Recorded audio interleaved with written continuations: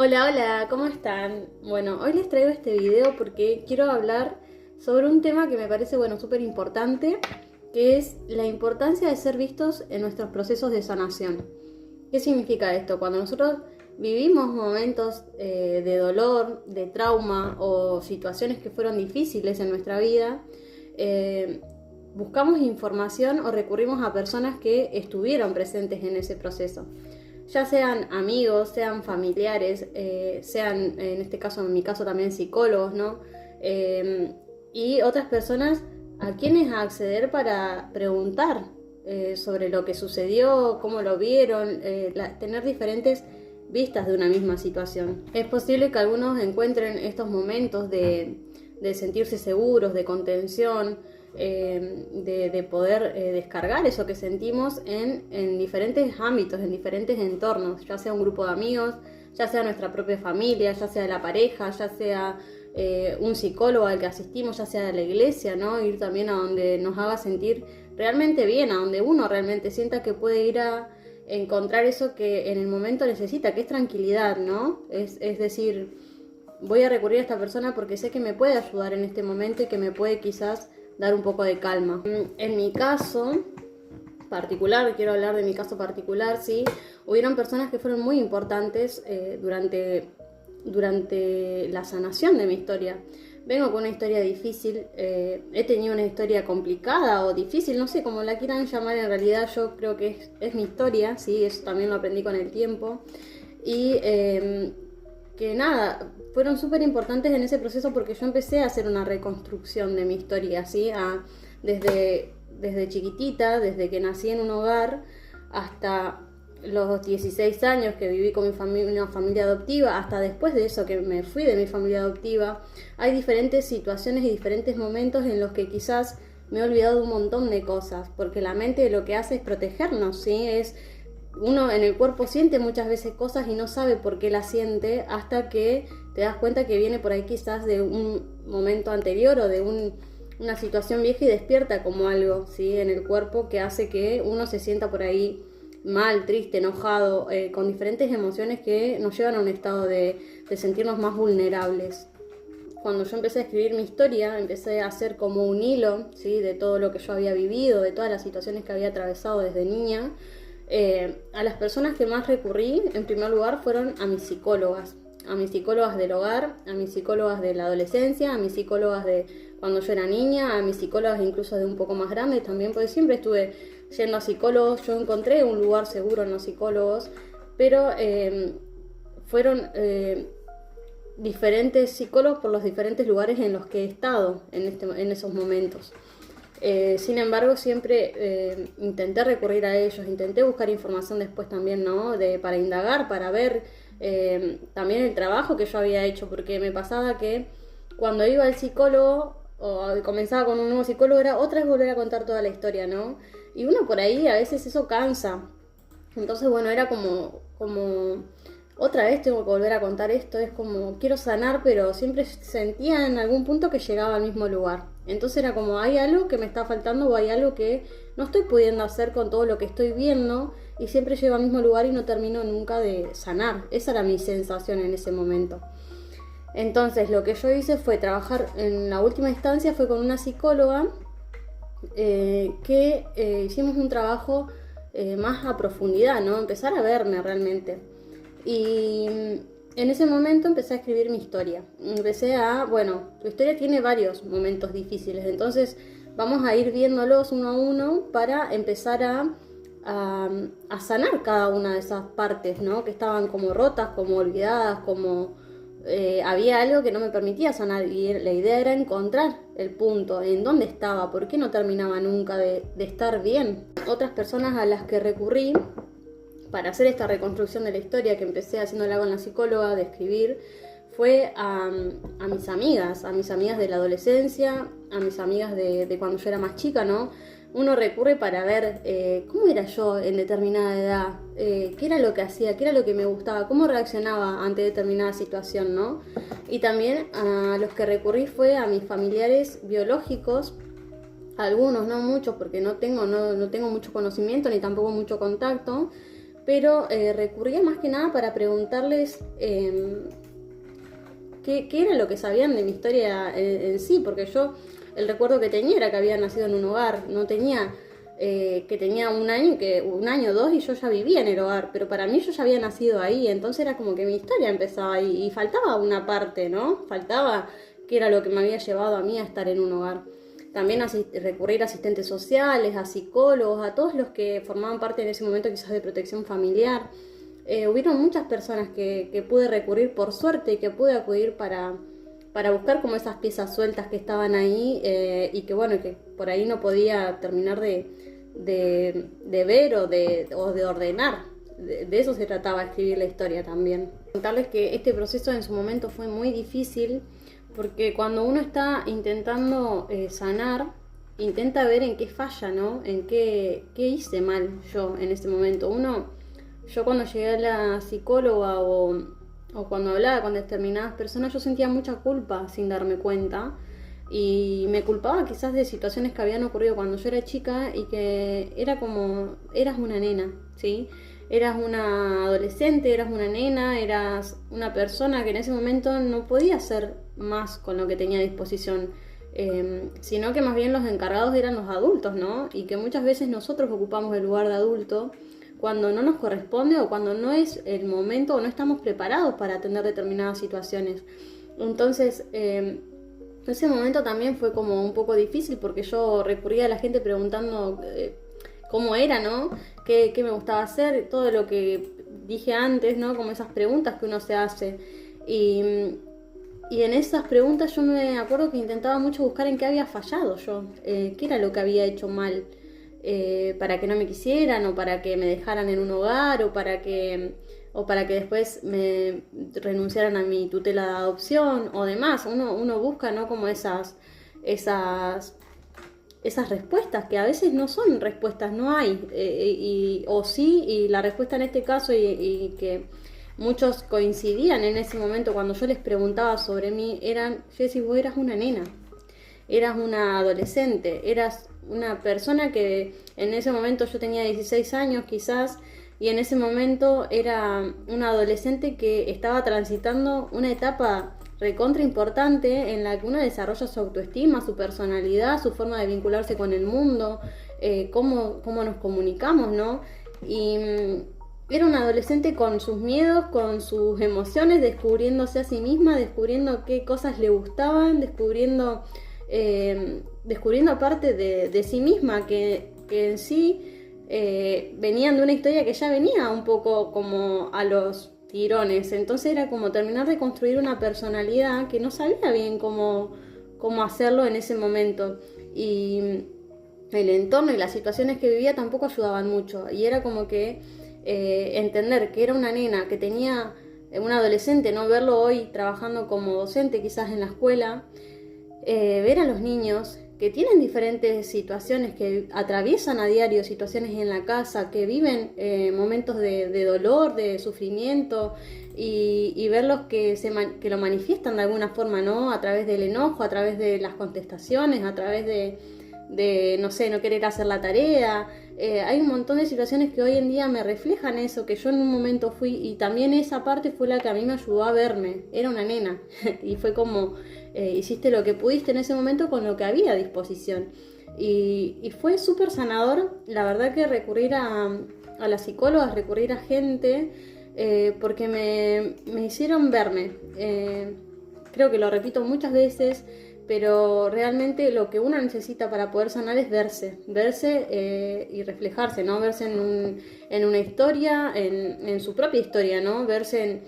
Yo lo que hice fue empezar a escribirla, entonces me vi muchas veces sentada frente a la computadora diciendo: claro, esto me pasó, era real, o sea, era doloroso, era triste, ¿cómo no me iba a sentir mal si fueron situaciones que dolieron, que en su momento yo quizás las tapé o las olvidé o no quise verlas y que estaban ahí esperando a que yo volviera hacia atrás y las hiciera parte de mí, son parte de mi historia? Entonces eso me compone, eso hace a la persona que yo soy hoy. Y muchas veces nos olvidamos de todo lo viejo y queremos hacer como que no pasó nada, tapar y seguir con nuestra vida, y las cosas siguen atrás, están esperando. Entonces fue súper importante poder recurrir a estas personas, poder recurrir a amigas, poder recurrir a familiares, poder recurrir a psicólogos para ir armando esta parte de la historia. Cuando empecé con esta etapa que era reconstruir, apareció algo que yo llamo momentos blancos y que en su momento fueron muy difíciles, porque uno, cuando seguramente muchos me entiendan o quizás muchos digan, wow, qué verdad esta, ¿no? En la que vivimos situaciones en las que quizás es tanto el dolor o quizás es tanto el trauma que nos olvidamos. Es como que hay un hueco, ¿no? Hay un espacio vacío, hay un fragmento como si fuesen fotografías mal reveladas, ¿no? Como si estuvieran cortados, como, no sé, son como recuerdos en los que no está todo completo, es como que hay fragmentos, ¿no? Y en ese momento recuerdo que intentaba llenar esos espacios vacíos. Y preguntaba a todo el mundo y obviamente quería como entender por qué también me había olvidado. Porque ese olvido a mí, en mi caso particular, me llevaba a decir que me había inventado parte de la historia, así que no era real lo que me había pasado. Y que eso era lo que yo creía, era como, no me pasó eso, me lo invento, por eso quizás no lo recuerdo tan claro, ¿no? Y nada, después preguntando me di cuenta que sí, que existió todo eso, que eso fue real, que dolió y que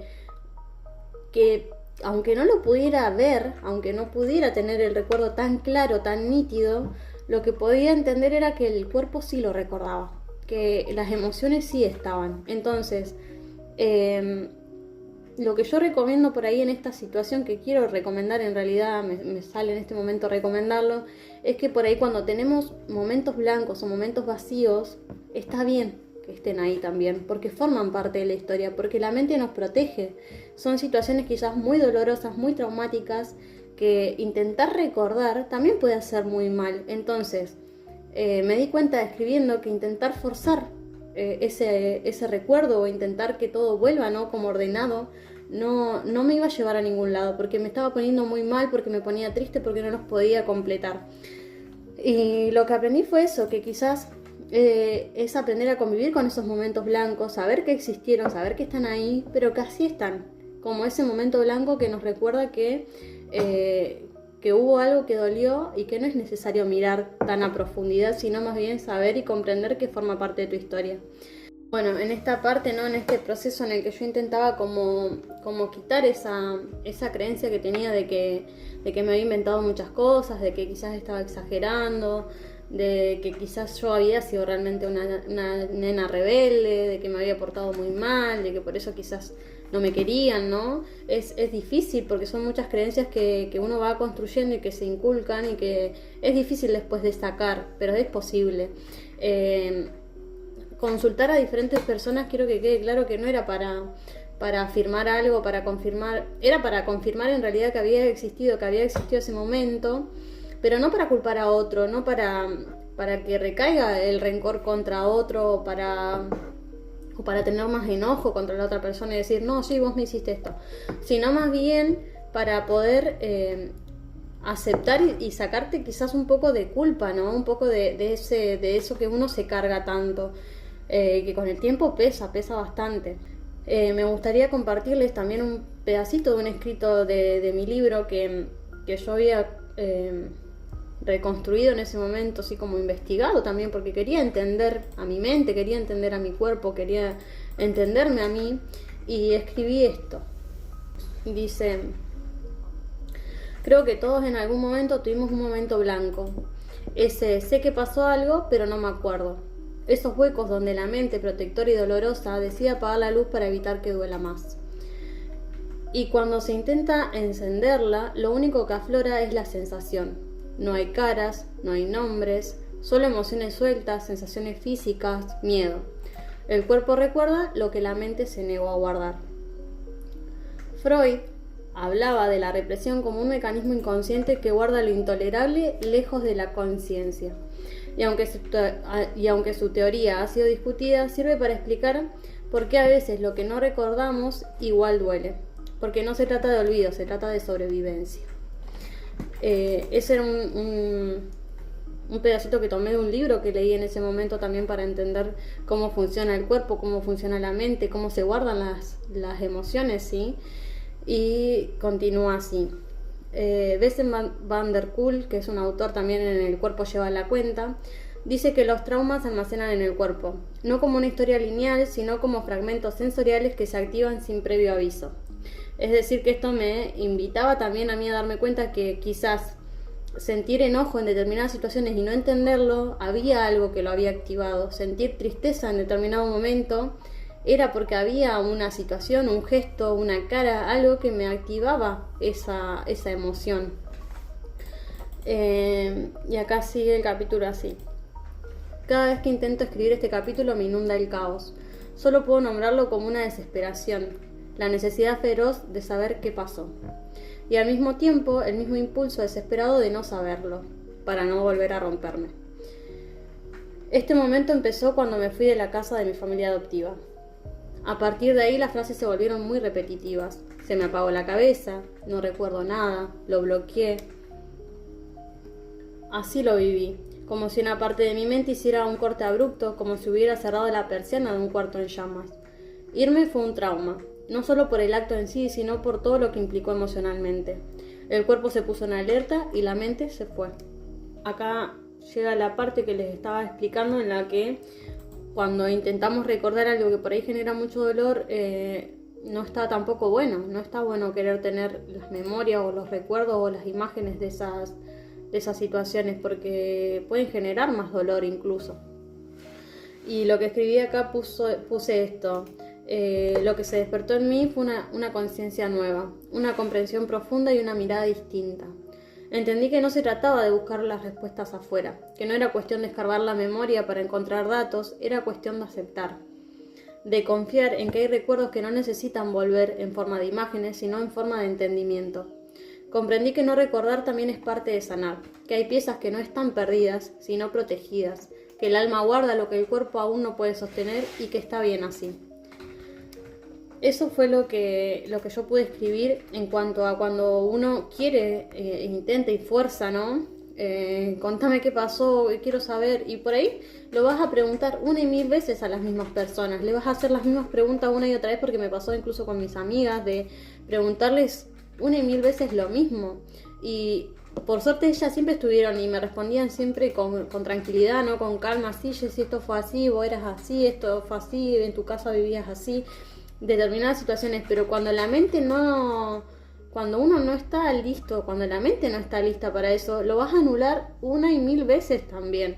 Entonces, no se trata de querer acordarte de todo, sino más bien de aceptar que esa sí fue tu historia, de que dolió y de que todo eso existió y de que hubieron otras personas que también estuvieron ahí para acompañarte y para hacerte sentir seguro. Entonces, la idea es que veas eso también, ¿no? De que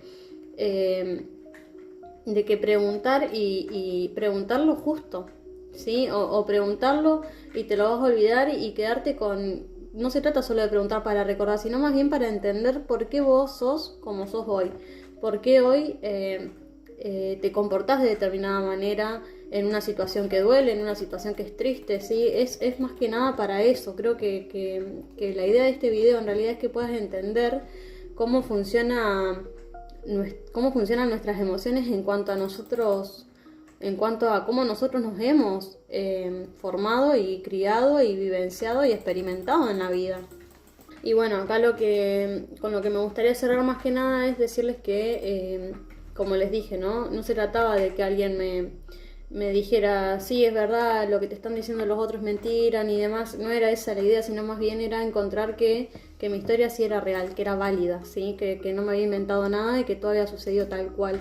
Y también verme en esos momentos siendo una niña que intentaba a toda costa sobrevivir y protegerse y formar su personalidad.